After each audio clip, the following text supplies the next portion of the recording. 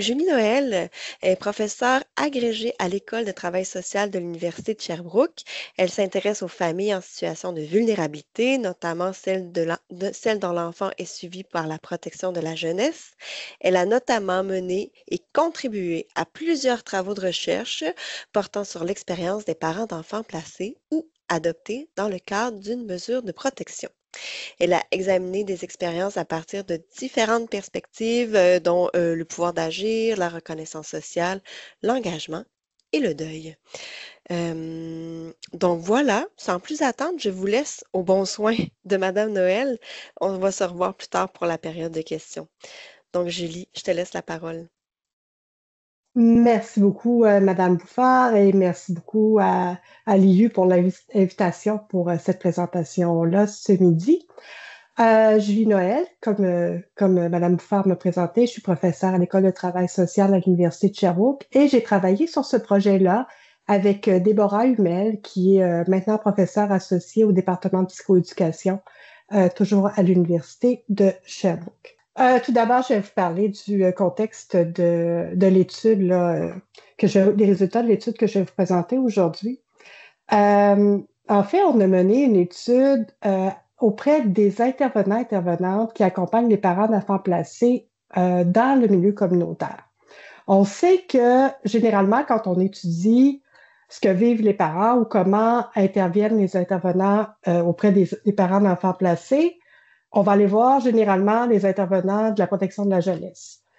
Or, on sait que les intervenants communautaires rencontrent des parents d'enfants placés parce qu'il y a une grande concentration d'organismes communautaires dans les milieux les plus défavorisés. Puis, on a des études qui démontrent que dans ces milieux-là, ben, il y a un nombre important de parents qui ont des enfants placés. Euh, donc, il y a vraiment peu d'études qui est faites dans les milieux communautaires, spécifiquement sur l'intervention auprès de cette population-là. Puis on sait qu'ils les rencontrent parce que les parents d'enfants placés, ben, c'est des parents qui vivent toutes sortes de difficultés, soit des problèmes de consommation, des problèmes de santé mentale, des problèmes de violence conjugale, l'itinérance. Et les organismes communautaires, ben, ils viennent répondre à ces besoins-là. Et, euh, et même si leur mission première n'est pas d'aider des parents d'enfants placés, ben, ils les accompagnent et on voulait vraiment voir ben, qu'est-ce qui se fait comme intervention au sein des organismes communautaires. Donc, l'objectif de la présentation, ça va être, vous allez voir une diversité là, de pratiques d'intervention qui est faite au sein des organismes communautaires. Puis ce qu'on a fait, c'est qu'on est allé voir selon les émotions, les cognitions, les réactions des parents, comment les intervenants vont intervenir. La méthodologie, c'est une étude qualitative avec un devis exploratoire. Donc, comme je vous ai dit, on a rencontré des personnes intervenantes qui ont accompagné des parents d'enfants placés. On voulait qu'ils aient accompagné des parents d'enfants placés au cours de la dernière année. C'était un échantillonnage intentionnel et on a rencontré 28 personnes, 28 intervenantes, intervenants une durée moyenne là, de 90 minutes là, dans le cadre d'une rencontre individuelle. Puis, on a procédé par la suite à une analyse thématique. Dans l'échantillon, c'est majoritairement des femmes. On a rencontré 27 femmes et un homme. Puis, vous allez voir par la suite, je vais plus parler d'intervenantes hein, parce que comme il y a 27 femmes et un homme, je vais parler un petit peu plus d'intervenantes. Ils ont différentes fonctions, c'est-à-dire que la grande majorité était en intervention, étaient des intervenants au sein de l'organisme. On avait 6 personnes qui étaient à la coordination ou à la direction et une personne qui faisait de l'accompagnement en milieu de vie. Les organismes, c'est diversifié. On a des organismes d'hébergement et là, hébergement, c'est assez large. Là. C'est tant pour des personnes en situation d'itinérance, que de l'hébergement pour des femmes victimes de violences conjugales, pour des jeunes en difficulté. Donc, on a un bassin qui est assez large là, quand on couvre l'hébergement, des services aux familles, deux travailleuses de rue, des intervenantes en périnatalité, une intervenante en centre de femmes, une intervenante en santé mentale jeunesse et une intervenante au sein d'une ressource d'aide en gestion des émotions. Donc, on a vraiment une grande diversification des milieux de pratique. Quand on regarde la durée des interventions, parce que dans le cadre de cette entrevue-là, on leur demandait vraiment de se remémorer une intervention qu'ils avaient faite avec un papa ou avec une maman et de nous parler de cette intervention-là. Et donc, la personne qu'ils avaient ciblée, donc on voit qu'il y a une grande variabilité dans la durée de l'intervention. Donc, on avait une situation où est-ce que la personne connaissait la maman ou le papa depuis moins d'1 mois, alors qu'on a quelqu'un qui était en relation avec ce parent-là depuis 10 ans. Donc, on a vraiment une grande variabilité là, dans la durée de l'intervention. Ce qu'on a comme information aussi, c'est qu'il y a près de 40% des intervenantes qui avaient déjà accompagné le parent au moins une fois dans le cadre d'une rencontre avec la protection de la jeunesse. Ce qui est important de dire, c'est que dans le cadre des interventions au milieu communautaire, ben, la prise de contact ou le premier moment où ils vont rencontrer le parent, ben, ça peut varier. C'est-à-dire que il y a des parents qui vont se présenter au sein de l'organisme communautaire avant même que l'enfant soit placé, alors que d'autres, ça se passe au moment du retrait, et d'autres, ben, c'est vraiment après que l'enfant ou les enfants aient été placés. Dans certaines situations, c'est des parents qui avaient fait eux-mêmes appel au service de l'organisme communautaire, alors que dans d'autres situations, c'était une référence à la protection de la jeunesse vers le milieu communautaire. Je vous partage un document de travail préliminaire quand on a essayé de faire ce croisement-là, puis d'arriver à analyser nos données. Ce qu'on a fait, c'est que ce qu'on a comme information, ça vient des intervenants. Okay? On n'a pas rencontré directement les parents, nous, on a rencontré les intervenants. Mais là, ce qu'on voulait faire, c'est, on est allé voir c'était quoi leur perception des émotions qu'ils avaient à l'égard de ce parent-là, des sentiments qu'ils vivaient, les actions, les réactions, ses cognitions, son mode de vie, les relations familiales, amoureuses, amicales, la situation professionnelle, l'implication communautaire. Fait qu'on a fait une codification sur la base de ces thèmes-là pour arriver à essayer de voir, ben, au cours de ce processus-là d'intervention-là, est-ce que ça fluctue? Est-ce que ça a été stable? Comment les parents réagissent?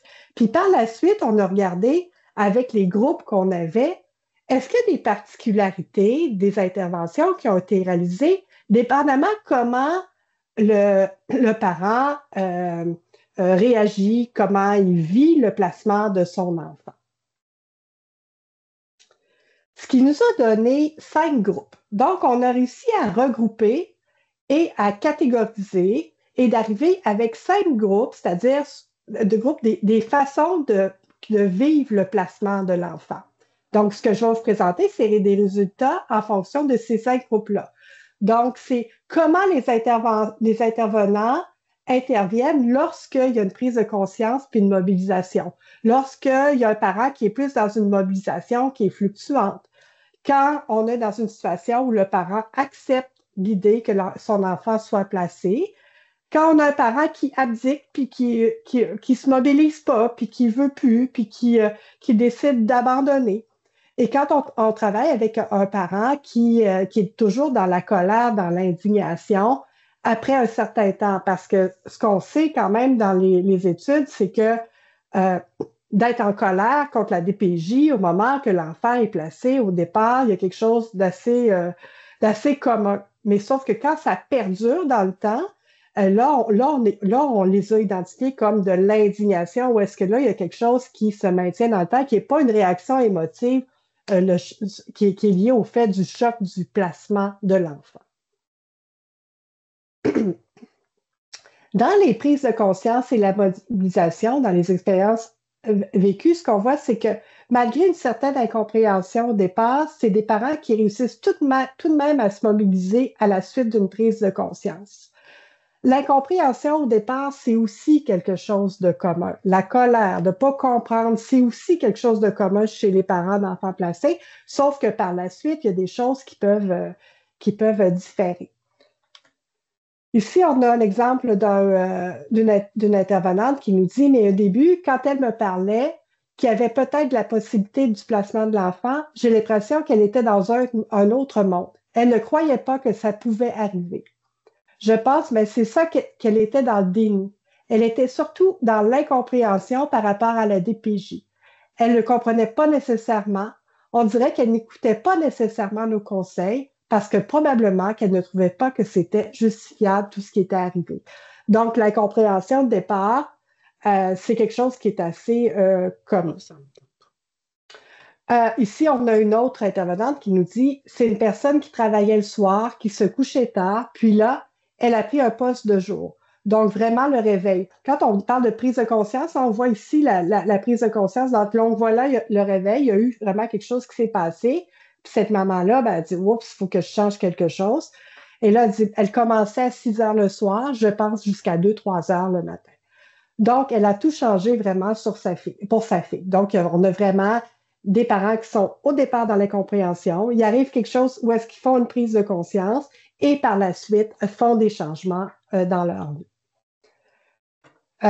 On regarde des interventions qui sont faites quand on regarde comment ces parents-là ces intervenants-là sont intervenus auprès des parents qui étaient dans cette prise de conscience-là et mobilisation. Ce qu'on a, c'est, c'est vraiment plus d'avoir une proposition de je vais t'accueillir dans ce que tu me dis, je vais t'accompagner là où tu veux me guider. Je pense que c'est ça qu'elle a apprécié. Ici, on a une autre situation où est-ce que situation d'un papa, c'est lui, psychologiquement, n'arrivait plus à être disponible tellement il était bombardé d'un bord puis de l'autre. Donc, tu sais, on a essayé d'aller dans la réponse de ses besoins immédiats pour ensuite le rendre plus disponible à être présent pour ses enfants. Ça a été beaucoup de le soutenir, mais aussi de valoriser son engagement paternel pour pas qu'il se désengage auprès de ses enfants. Donc, il y a vraiment un travail pour soutenir la mobilisation du parent. Dans la mobilisation fluctuante, on voit deux profils qui se distinguent. Donc, on a des parents qui vont se mobiliser pour un nouvel enfant, mais pas nécessairement pour l'enfant qui est placé. Donc, on a des parents où est-ce qu'ils ont déjà des enfants placés. Et là, il arrive une nouvelle grossesse. Et là, ils vont se mobiliser pour l'enfant à naître, mais pas nécessairement pour les enfants qui sont déjà placés. Et d'autres vont voir une mobilisation qui est fluctuante, mais en fonction des étapes du processus de placement. À titre d'exemple, ils perdent des droits de visite, ils passent à la cour, ils perdent des droits de visite, mais là, il va y avoir un moment de démobilisation. S'ils regagnent des droits de visite, bon, il peut y avoir un gain de mobilisation. Donc, dépendamment de ce qui se passe dans le processus de placement, on va voir que la mobilisation peut fluctuer. En ce qui concerne un nouvel enfant, on a une intervenante qui nous dit « Ouais, elle est revenue enceinte. » « Ah non, t'es pas revenue enceinte. Mais à quoi t'as pensé? » Mais tu sais, c'est sûr que nous autres, on trouve ça plate qu'elle est redevenue enceinte, aussi vite, puis après. Mais tu sais, je pense que c'est tout ce qui lui reste dans la vie, elle, de faire des bébés. Dans les interventions, ce qu'on voit, c'est qu'il y a un équilibre entre la bienveillance, la confrontation de la part de l'intervenante, puis une intensification des services pour répondre aux périodes de découragement, puis une intensification des services avec l'arrivée de ce nouvel enfant-là. Donc, elle dit, on avait une bénévole qui aidait cette famille-là. C'est une mère Est-ce possible de fermer le micro? Je ne sais pas qui parle, mais il y a quelqu'un qui a son micro ouvert. Je vais regarder, c'est bon. Merci. Puis on avait une bénévole qui parrainait cette famille-là, puis nous, on était deux intervenantes de l'organisme. Puis la personne, là, l'intervenant de la PJ dit, ben, vous êtes beaucoup trop. Pourquoi il y a tant de monde ici? Mais la mère, elle était assez vite d'esprit pour dire, ben, c'est toi qui m'as demandé de me faire un filet de sécurité. Il est là, mon filet de sécurité. Donc, on voit qu'il y a des organismes communautaires et des intervenants bénévoles qui peuvent être très, très, très mobilisés et pour vraiment soutenir la maman là, qui est enceinte d'un nouvel enfant. Ce qu'on a vu, puis c'est pas juste dans ce groupe-là, mais de façon générale, dans les résultats de la recherche, c'est que souvent, il y a un sentiment d'impuissance qui peut être partagé par les intervenants. Ce qu'on voit dans cette situation-là, on a toujours la même situation là, de l'organisme communautaire qui a vraiment intensifié les services, qui dit, ben, je pense que c'est le pire sentiment humain. Moi, je pense que dans tous les sentiments qu'on peut vivre, c'est le sentiment d'impuissance. Puis je pense qu'on en souffrait aussi à l'organisme. Tu sais, c'est ça, ça touche un des membres de notre communauté. Ça touche pas juste elle, tu sais. Je veux dire, tout le monde était triste, puis tout le monde était touché, était fâché, comprenait pas.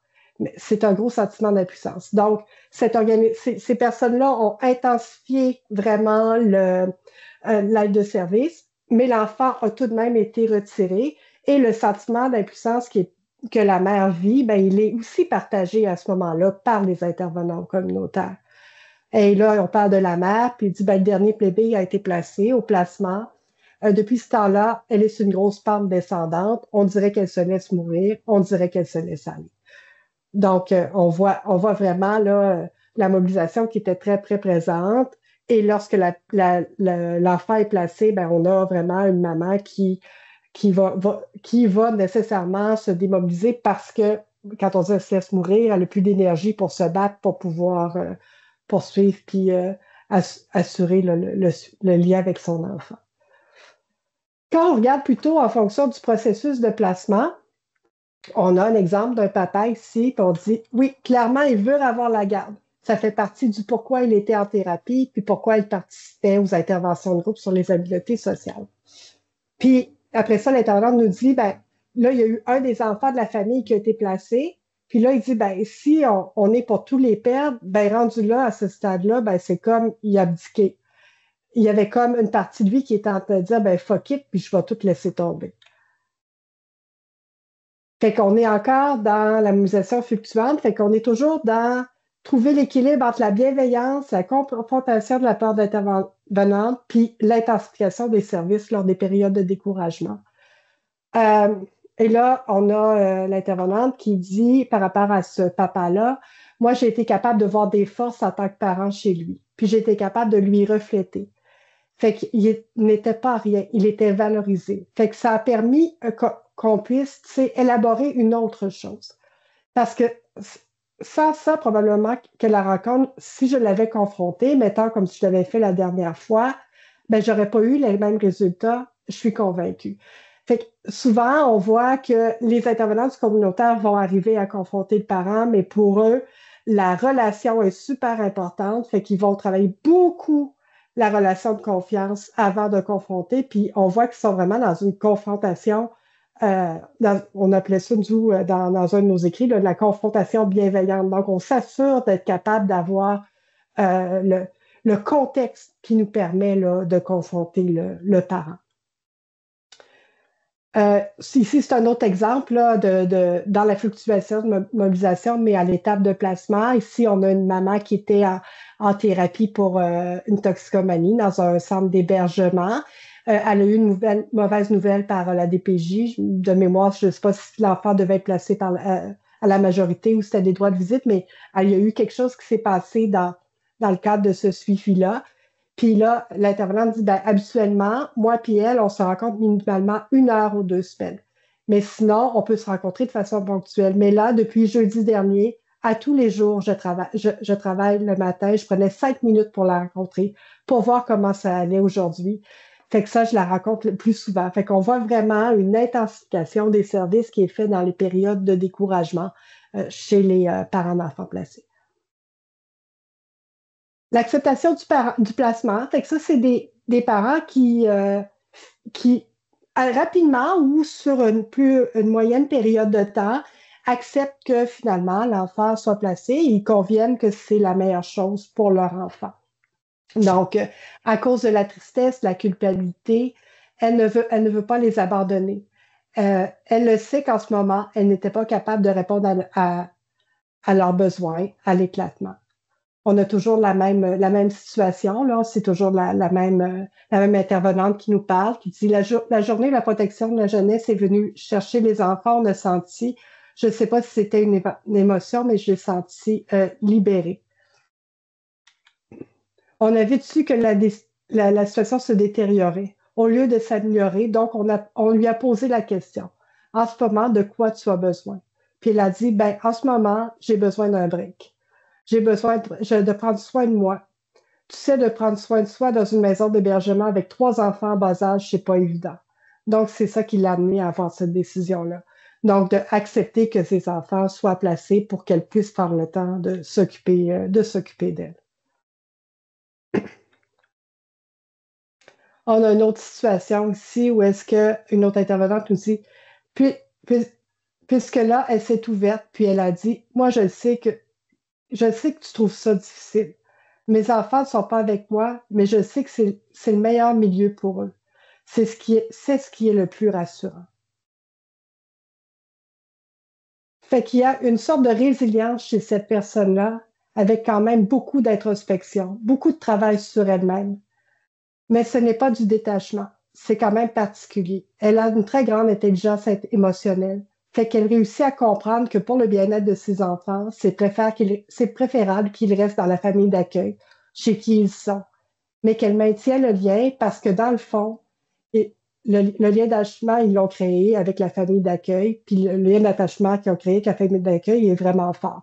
Donc, on a des parents aussi qui arrivent à voir que l'enfant, ben, dans son milieu d'accueil, arrive à bien s'intégrer dans son milieu d'accueil, à créer des liens avec le milieu d'accueil et à saisir que pour le bien-être de l'enfant, ben, c'est mieux qu'il reste dans la famille d'accueil.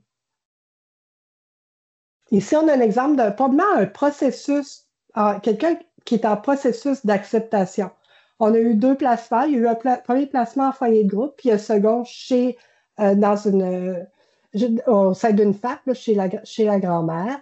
Donc, lorsque l'enfant est placé en foyer de groupe, ce que je trouvais bien intéressant quand il y a eu le transfert dans le foyer de groupe, c'est qui était pour qui était spécialisée en stimulation. C'est qu'elle était comme tout à coup libérée, là. Elle était contente qu'il y avait des services encadrés, puis elle réalisait qu'il lui offrait ce qu'elle ne pouvait pas lui offrir. Donc, elle voyait que l'enfant en foyer de groupe avait des services et, et une attention qu'elle ne pouvait pas donner à cet enfant-là. Par la suite, l'enfant a été placé chez la grand-mère maternelle. Je pense que la situation en tant que telle, d'un côté, elle verbalisait qu'elle voulait le garder, avoir la garde et tout, mais de l'autre côté, elle réalisait aussi que ça allait être beaucoup de reprendre son gars à temps plein, puis qu'elle était quand même bien sans la garde de son enfant. Il y a des choses qu'elle ne verbalise pas, mais c'est la façon dont moi je l'analyse.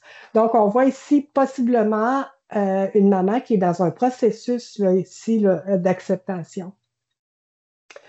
Quand on regarde les interventions qui sont réalisées là, auprès des mères qui sont dans un processus d'acceptation, euh, c'est intéressant parce on voit les intentions de l'intervenante, puis la capacité de moduler selon les besoins et ce que ce que la mère veut exactement. On a l'intervenante qui dit, ben moi, je me suis beaucoup modulée en ce que je voulais, tu sais, dans le sens où il y a mon petit côté de toi qui dit, ben voyons, on essaye-tu d'augmenter tes heures? Mais en même temps, quand je la voyais, elle est dans l'acceptation que c'est mieux pour ma fille. Je disais, OK, euh, je me suis rebranchée sur elle sur ce qu'elle voulait, au lieu de dire, ben, ce serait le fun que tu la vois plus souvent. Il y a une autre intervenante qui dit, ben, on fait un travail avec les forces, pour être indulgent envers soi-même aussi. C'est sûr qu'on avait un suivi à toutes les semaines, il y en avait beaucoup. C'était comme, il y avait beaucoup, beaucoup de travail à faire, mais au niveau des compétences de base, tu sais, au niveau de l'hygiène, des repas, de l'organisation, au niveau de sa planification. Donc, on a aussi si on prend là, la, la R20, là, c'est la répondante R20, on voit que c'est la même qui est sur les deux verbatims, fait qu'il y a une volonté ben, ça serait le fun, tu sais, on peut t'aider à te battre pour t'aider à avoir la garde de ton enfant, mais il y a aussi le côté, ben, ouais, OK, on constate que c'est pas, que c'est très, très difficile, puis il y a beaucoup de défis. Donc, on va se rallier, puis on va t'aider à aller vers ce dont toi, tu as besoin.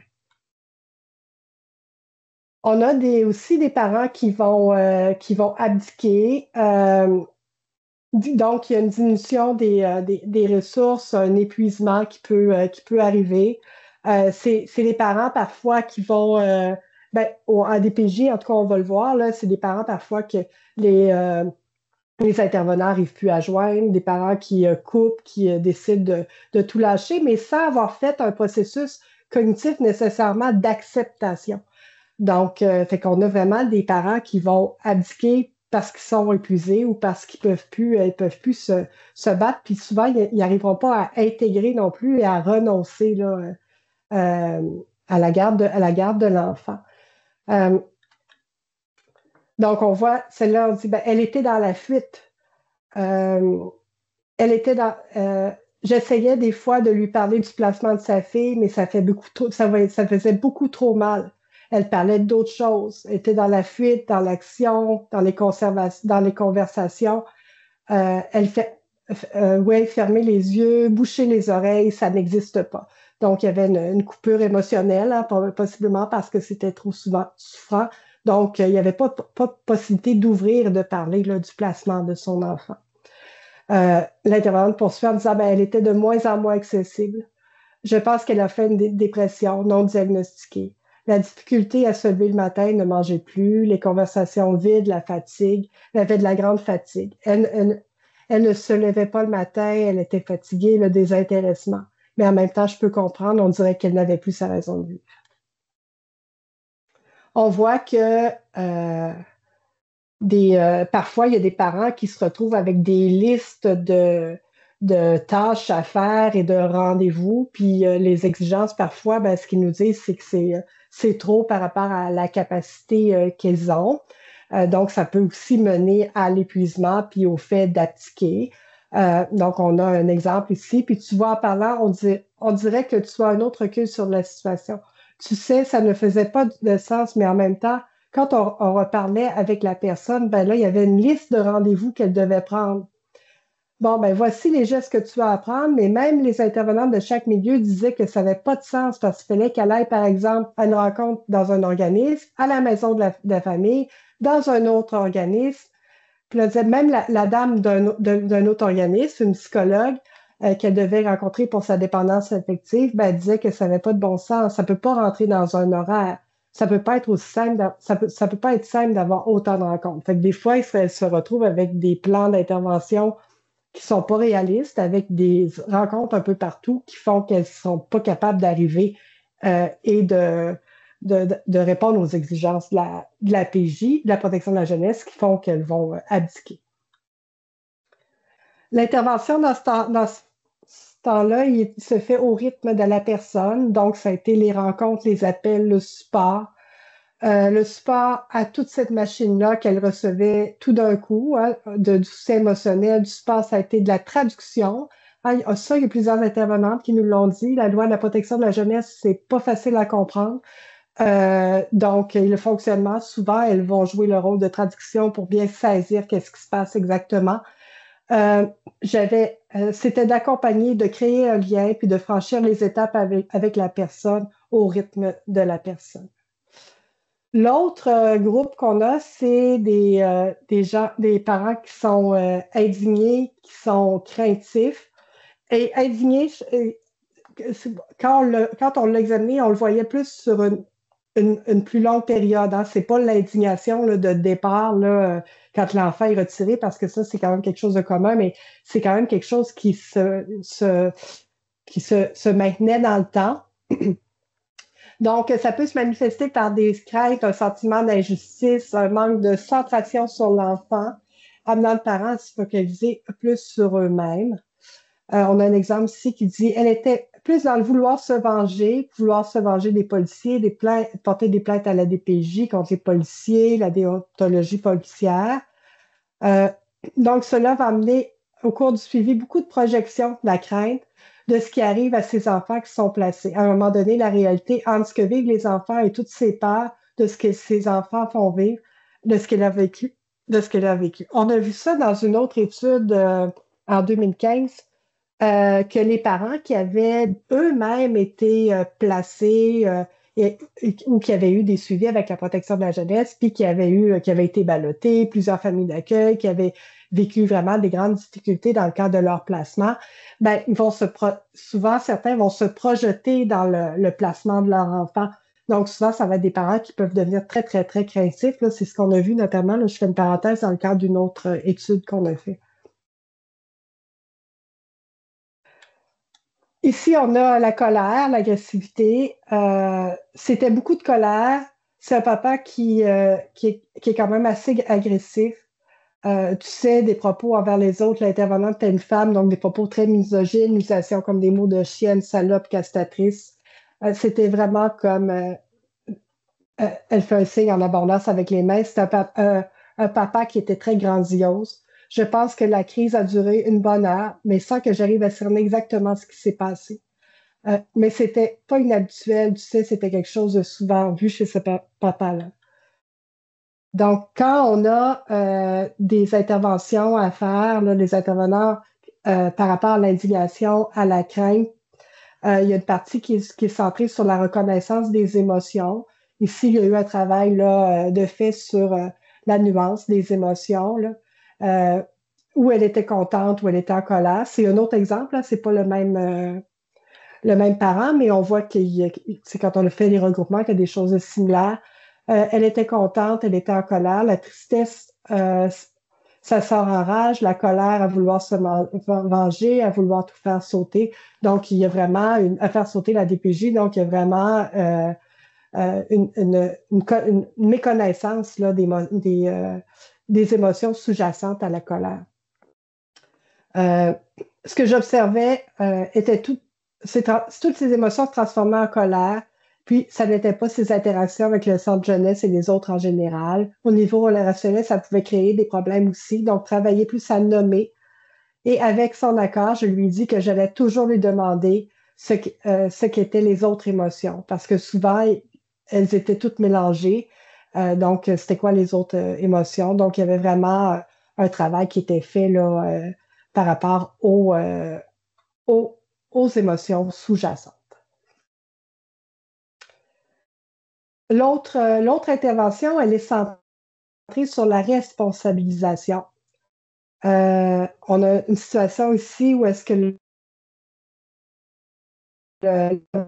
on discutait, puis il me disait, ah ben, tu sais, telle affaire, moi, je m'en vais, telle affaire, moi, je vois ça comme ça, toi, tu vois ça comment? Puis je me rendais compte que des fois, ils utilisaient clairement les mots qui étaient sortis de ma bouche, comme si c'était ses idées.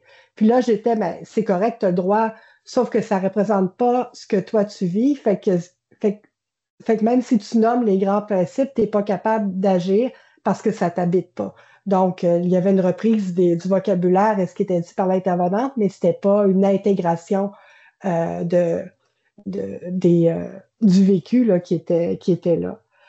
Donc, elle poursuit en disant non, les bobines puis les bottines, ça n'allait pas ensemble. Il appelait, il me disait, ben là, je passe à la cour telle date. Tu sais, j'aimerais ça pouvoir exprimer ce point de vue-là au juge, tu dirais ça comment?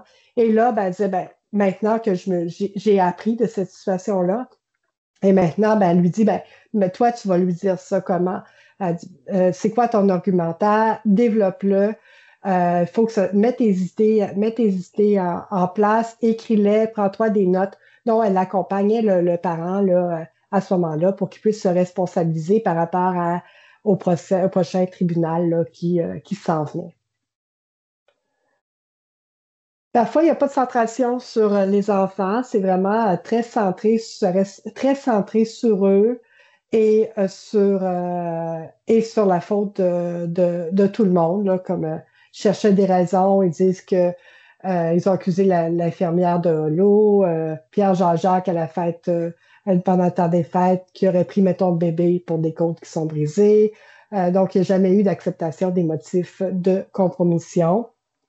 Et 2 ans et demi plus tard, ils sont encore au même point. Jamais les motifs de compromission ont été acceptés. Ils ont toujours nié les motifs de compromission. Fait qu'encore là, on est dans une intervention qui est centrée sur la réalité. Entre la compréhension qu'il y avait, plus les résultats de cours du document que j'avais fait, tu sais, ça ne va pas dans le même sens parce que l'intervenante dans cette situation-là avait le parent lui avait remis les documents de la cour. Et elle voyait que la DPJ voulait, voulait restreindre les droits de visite, alors que le parent, c'est pas ça qu'il croyait du tout.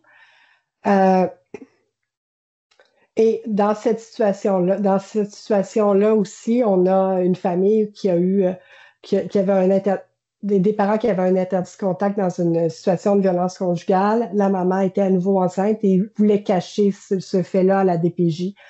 Donc, cette intervenante-là, bon, ouais, leur a dit que c'était important, là, vraiment, la transparence, puis qu'il y avait vraiment un travail à faire. Elle a vraiment eu un travail à faire dans cette perspective-là, parce que plus ils mentent à la DPJ, ben, plus ça joue contre eux. Donc, il y a vraiment eu un travail là, de fait là, pour recentrer là, sur la réalité. En discussion, ce qu'il y a de commun chez ces intervenantes-là, ce qu'on voit, c'est que c'est des intervenantes qui sont engagées, souvent très touchées par l'expérience des parents. On voit souvent des postures d'alliés afin de créer une proximité, soutenir le lien de confiance. On voit une grande disponibilité, une flexibilité. Hein, j'en ai parlé tout à l'heure, hein, d'avoir plus de rencontres, de se rendre plus disponible, même parfois d'aller au domicile de la maman, d'accompagner le parent à la protection de la jeunesse. Donc, on voit vraiment une grande disponibilité, une grande ouverture, et une ouverture aussi à confronter leurs propres a priori, leurs propres idées, en disant, ben, moi, je trouve que ça n'a pas d'allure qu'elle fasse un nouvel enfant, mais bon, c'est ce qu'elle veut, c'est ce qu'elle est en train de vivre, fait que moi, je vais l'accompagner vers qu'est-ce qu'elle veut faire exactement. On voit aussi que il y a, au sein des organismes communautaires, il y a beaucoup de milieux de vie, les hébergements, fait qu'il y a un vécu partagé, fait qu'elles sont vraiment aux premières loges là, pour saisir comment ce qui est vécu par ces mamans-là, ces parents-là, qu'est-ce qu'elles vivent, qu'est-ce qu'elles et elles peuvent intervenir là, sur plusieurs plans là, dans les différentes sphères de vie là, des parents. On voit qu'il y a des défis j'en ai pas parlé, là, mais il y a des défis de collaboration là, avec la protection de la jeunesse, que c'est à géométrie variable. Dans le fond, ce qu'on voit des résultats, c'est que c'est vraiment, ça dépend des personnes qui sont là. Si on a une personne dans l'organisme communautaire qui est ouverte à cette collaboration-là, puis parallèlement, on a une intervenante à la PJ qui est ouverte aussi, mais il y a quelque chose qui se passe là, puis ça peut arriver. Puis parfois, quand ils ont des dossiers, puis ils se connaissent déjà, ben, on voit qu'il y a quelque chose qu'ils ont déjà appris à travailler ensemble. Fait qu'on voit que ça fonctionne bien. Dans d'autres contextes, ils ont les intervenants des organismes communautaires ont l'impression d'être des sous-traitants, finalement, de se faire dire quoi faire, de ne pas être dans un rapport qui est égalitaire. Donc, il y a vraiment des défis de collaboration. Mais ce qu'on voit, c'est qu'il y a une collaboration qui serait quand même nécessaire. Si on reprend l'exemple de tout à l'heure, avec la maman, où est-ce que tout l'organisme, les bénévoles et tout ça ont investi beaucoup pour soutenir la maman qui attendait un nouvel enfant. S'ils avaient su que l'intention de la DPJ, c'était de lui retirer rapidement son enfant, ben peut-être qu'il aurait travaillé autrement avec cette maman-là, puis peut-être qu'il aurait prévenu un petit peu là, la crise et puis la descente qu'elle était en train de vivre à la suite du placement de son enfant. Donc, on voit qu'il y a vraiment des défis de collaboration entre les deux, entre le communautaire et la protection de la jeunesse, puis que s'il y en avait une meilleure, possiblement qu'on arriverait à quelque chose d'un peu mieux parfois. Les limites de l'étude, en fait, c'est les perceptions des intervenants, on n'a pas celles des parents, fait qu'il faut faire attention à ça. Hein, on part de la paire de lunettes des intervenants. C'est des projets de vie différents. Hein. On a des situations où les enfants sont placés jusqu'à la majorité. On a des situations où l'enfant, il vient juste d'être tiré. Donc, il faut faire attention là, dans l'interprétation de ça. Il y a une grande variabilité dans la durée de l'intervention aussi. Quand on a fait les regroupements, on a mis par prudence beaucoup de parents dans la mobilisation fluctuante plus que dans l'abdication parce que comment on peut dire que ce parent-là n'est pas dans une période où est-ce qu'il est en train où est-ce qu'il est moins mobilisé, mais ça ne veut pas dire qu'il est complètement abdiqué. Est-ce que ce parent-là, éventuellement, va complètement abdiquer? Ça, on n'est pas capable de le dire là, avec ce qu'on a. Nous, on avait une photo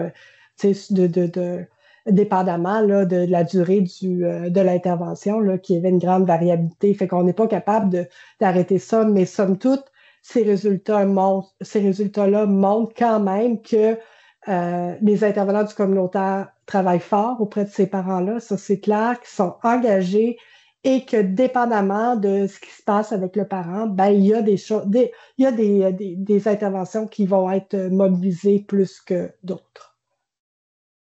Merci pour votre attention. Je voulais vous laisser avec une dernière citation qui dit que l'enfant soit placé ou quoi que ce soit, que la DPJ soit dans le dossier ou plus dans le dossier, elle, la mère, ben, nous, on reste là. Puis elle est encore là, tu sais. C'est ça. Ce n'est pas le lien avec l'enfant qui nous lie nécessairement l'un l'autre, tu sais. Donc, fort heureusement, il y a des organismes communautaires qui sont là pour soutenir les parents, peu importe si les parents ont encore la garde de leurs enfants, une reprise de garde ou pas. Merci beaucoup.